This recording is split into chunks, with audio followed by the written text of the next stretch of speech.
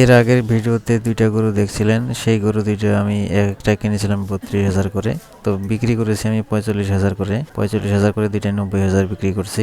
আর 20 দিনে মোটামুটি আমার খরচ হয়েছে 8 থেকে 9,000। তো মোটামুটি 20 দিনে প্রায় 16 থেকে 17,000 টাকা আমার লাভ হয়েছে। তো এরপরে আমি আরো দুইটা গরু কিনি। তো এই গরু দুইটার দাম একটু বেশি পড়ছে, বর্তমানে বাজারটা একটু বেশি চড়া, এই জন্য এটার দাম বেশি পড়ছে। তো এই গরুগুলো আমি কিনেছি এক একটা 36,000 টাকা করে।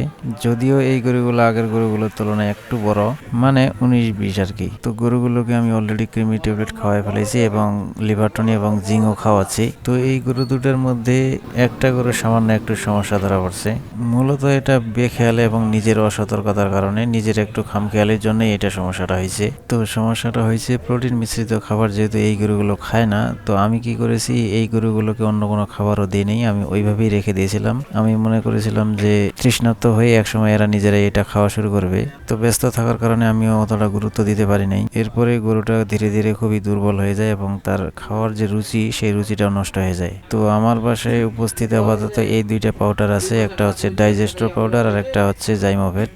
তো ডাইজেস্টো বি এই পাউডারটি অলরেডি আমি খাওয়াই ফেলেছি, এখন আমি এই যে ডাইমোভেট পাউডারটি খাবো। তো গরুকে ওষুধ খাওয়ানো নিয়ে অনেকেই ঝামেলায় পড়েন, অনেকেই হচ্ছে ওষুধ খাবারের সাথে মিশিয়ে খাইতে দেন, কিন্তু সব ওষুধ যদি আপনি খাবারের সাথে মিশিয়ে দেন তাহলে কিন্তু গরু খাবে না, কারণ সব ওষুধের গন্ধ একই রকম না। কিছু কিছু ওষুধ আছে যেগুলো খুব গন্ধ করে, যে গন্ধটা গরুর কাছে পছন্দনীয় না, সেই ওষুধটা খাবারের সাথে মিশিয়ে দিলে কিন্তু গরু সেই খাবার খাবে না। তো গরুকে ওষুধ খাওয়ানো খুব সহজ একটা উপায় আছে, আমি যেভাবে খাওয়াই সেটা আপনারা দেখেন, আপনাদেরও কাজে লাগতে পারে।